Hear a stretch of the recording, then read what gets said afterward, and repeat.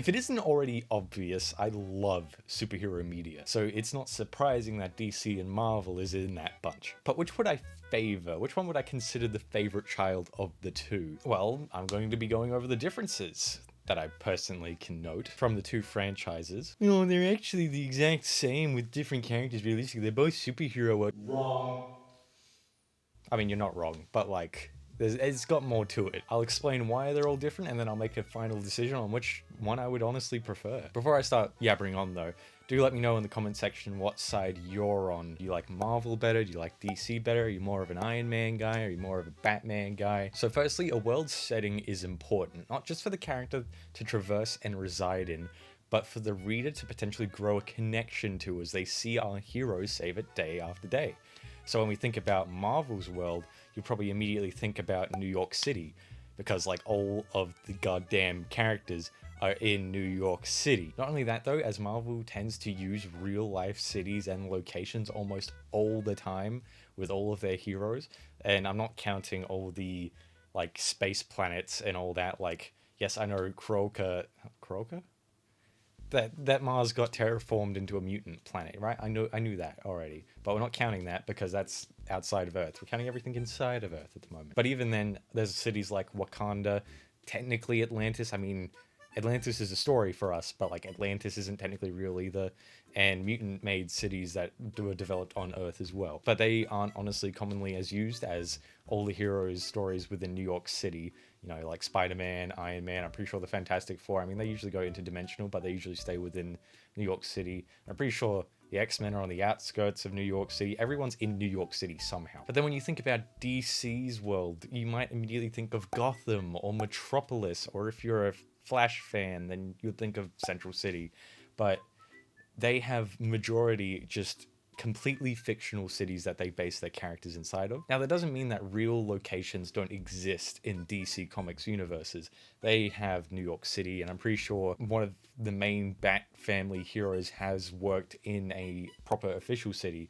It's just that with the amount of fictional cities that outpower them, like Bloodhaven and all that, it's commonly just DC seen as an entirely fictional world rather than being entirely fictional, non-fictional, sorry, like ours. But again, I'm not going to get into the space thing with DC because there's a lot of stuff in space in both the universes. I'm not going to point them out unless there is a head of a dead celestial floating around somewhere out there in the galaxy that we're aware of, which would be terrifying, but you know, cool. But because of this, Marvel has always had more of a grounded feeling, as it's almost always in a location that we can recognize to some extent, be it from personally living there or just seeing it on maps, knowing it exists in the real world. That makes us feel like the characters themselves are more like, you know, in the real world, even as unrealistic as it is for a man to be swinging an electric hammer through a whole city building, it's still somewhat more feasible because it's in a city that we know. On the other hand, DC likes sticking to its fictional lands, which gives the opposite feeling, a sense of creativity and freedom to its cities, as every time it's depicted,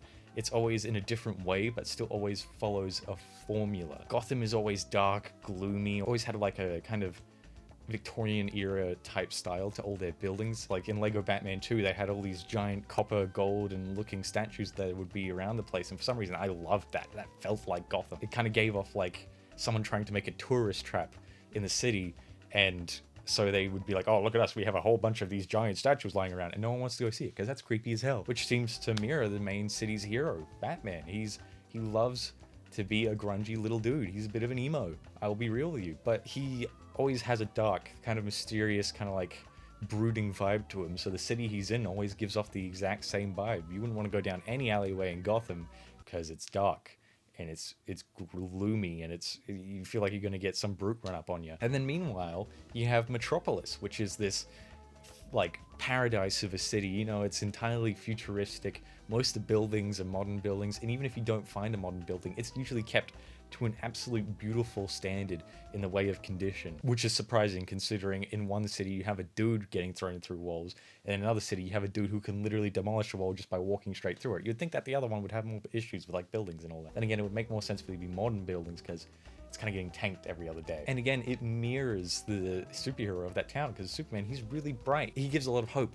So you look at this city that's really bright, it's kind of full of hope and everything, and you'd be like, ah, that's Metropolis, that's Superman. And there's still the creative side to it, because you can still morph and change how the city looks to your liking It's just that you have this general mold to work with, you know?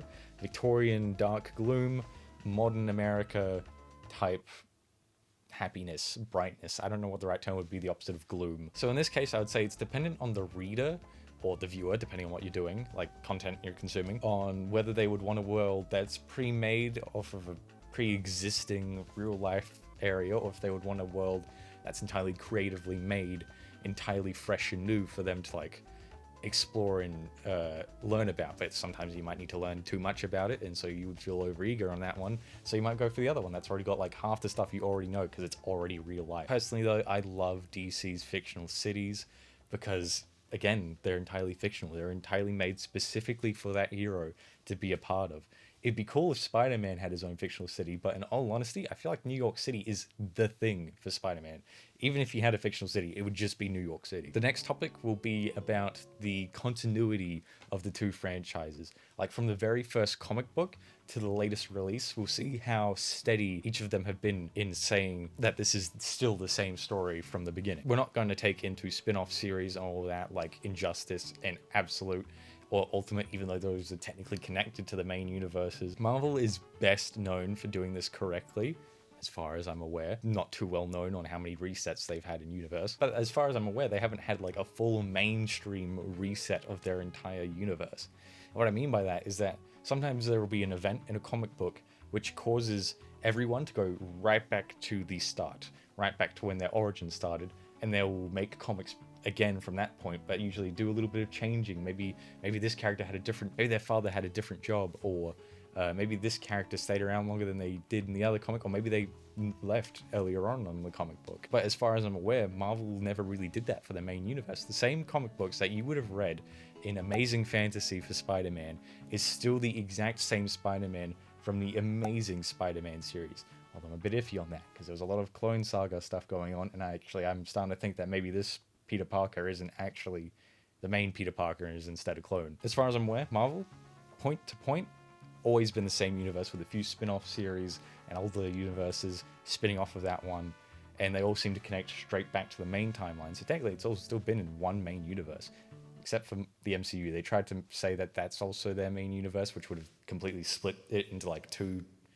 multiverses, but then they explained that the MCU wasn't actually 616, it was actually all other universes that still connects to the main. It's really confusing, I'll admit. DC though, they've had a few resets. From Flashpoint rewriting the whole timeline to the New 52 to Rebirth, and God knows what the Batman Who Laughed did to the timeline, but basically DC is an always changing thing, which always adds something new and neat, but it's confusing as hell because it completely rewrites a character. And if you've like not picked up a DC comic in a while and you pick it up going, oh, maybe I want to read this again, you're like, why is Batman back to being sad about his parents dying? Why did that only happen 2 issues ago? I thought that happened like 500 issues ago, because they would just have completely resetted it without you realizing. But one thing to note is that even the spin-off series are still connected to the DC universe, even if there is a rebirth and all that, because the Absolute universe, you'd think, oh, it's a completely separate storyline that's just a reimagination of the entirety of the DC universe and all their main heroes. But then you actually read into it and you're like, oh, no, it's still somehow connected to the main universe. This is a little weird. But I want to know, how do you connect this to this? There is an explanation for it. But why? How? What? I would like to say Marvel wins here, but they're kind of stuck.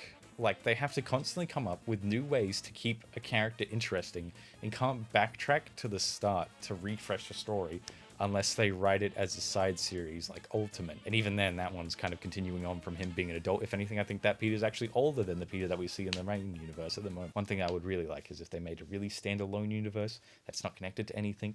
Its own, like, it's kind of its own little, like, new universe that starts off from the beginning, but they're not going to do that. They love the multiverse way too much. But DC doesn't get it either, honestly, because they do it way too much. Like, they reset every 5 years, which is a lot more often for a comic book than it should be. They shouldn't reset a series for at least 10 years, I would have to say.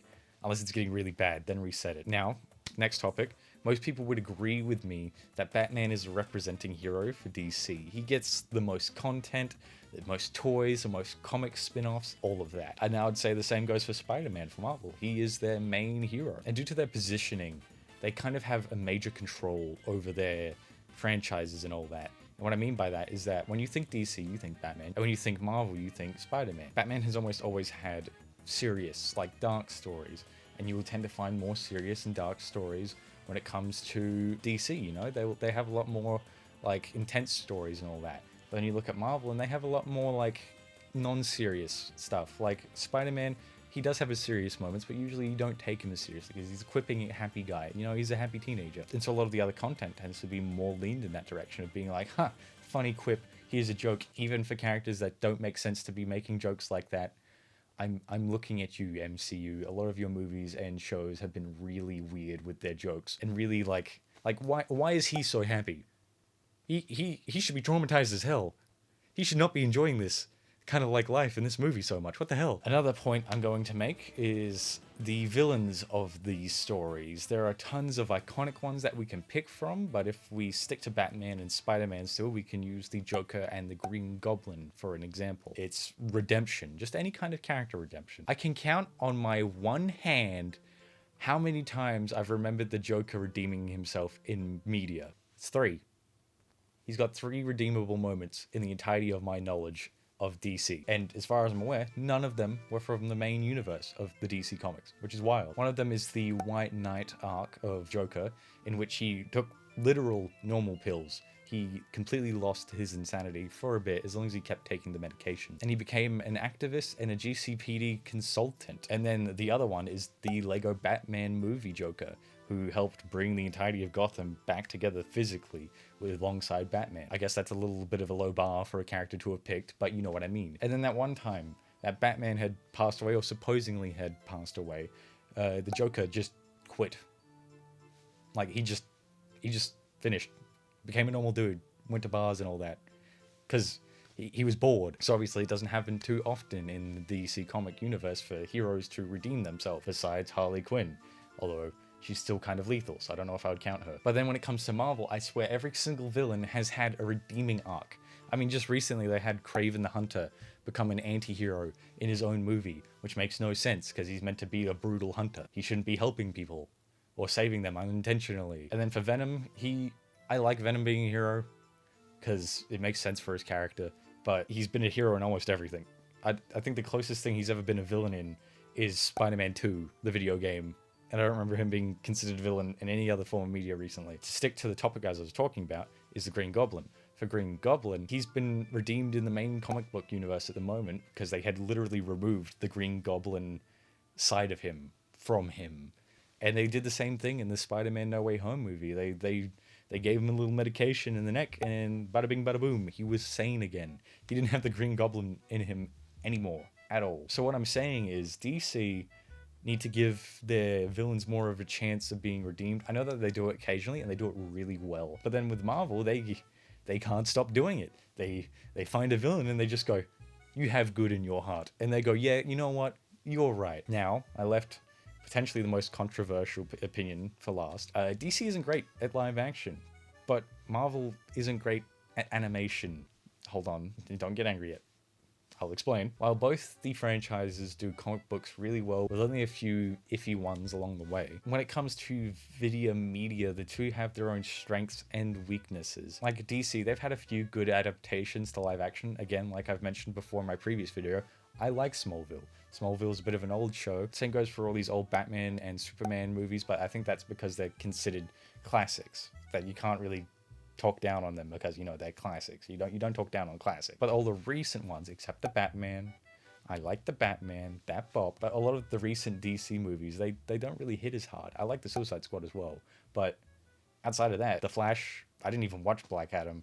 Yeah, they didn't make a lot of good recent live action movies, but I have my fingers crossed for the new Superman movie. But on the animation movie and TV show front, they have such a big catalog. They have the original Teen Titans. Teen Titans Go has run for a really long time, but I'm not really going to count that. I don't like Teen Titans Go as much. They got Young Justice. They have all these like movies that are fully animated movies like Gotham by Gaslight, and they had this like trilogy come out for like Crisis on Multiple Earths. I can't remember what it was called, but I know I was enjoying it. And it had one of the final send-outs for this legend inside of it, and it was such like an impactful scene. I care, Joker. About Gotham. About justice. And if it has to end, at least I go out like this. Being Batman. That's because DC has had this like long-running animated universe, which I love, and I feel like it doesn't get as much appreciation as it should, considering it's still modern-day 2D animation. But then with Marvel, they're more well-known for the live action. Again, I'm not really enjoying some of the live action that Marvel has been making recently, but they usually make some bangers too, like Daredevil and Deadpool and Wolverine. They usually pull out bangers for that. But then, you know, sometimes they're a bit iffy. But Thunderbolts, I haven't watched it yet, but I hear great things about it already. So Marvel, they're great at live action in that case. But then when it comes to animation with Marvel, I can only note a few of them that are good. You got the X-Men reboot that has happened recently. I haven't gotten to watching it yet, but it does look good, and I want to watch it soon. There's What If. What If I think it's pretty good. Some people don't like it. I'm perfectly fine with it. I like it. And there's the Spider-Verse movies. Still waiting for that new one to come out, please. And so, in that case, I would say that DC, they're pretty good at animation, but I can't think of much in the way of Marvel for being good at animation. But they're great at live action, and then DC, they're working their way up on the live action ladder. I can only really note The Batman as a good movie, and I like Man of Steel. And so, to sum it all up, to place a crown on the winner, to name the champion of this battle, it's neither of them. I mean, are you surprised by that answer? They both have their own cons and their own pros, and they handle them so well that I appreciate and love both of them. Sometimes they slip up, and I'll admit, it's kind of annoying when they do. But you know, honestly, if you had the barrel to my head, it's DC. I love Spider-Man, but Batman is the GOAT. I love you, Kevin Conroy. And of course, that brings me to the part where I plug myself and the channel. If you want to see more content like this, then feel free to subscribe. I upload weekly, and while you're down there, feel free to like the video, as it helps push it into the algorithm for others to see. And I'll see you all again next week. And once again, not sponsored.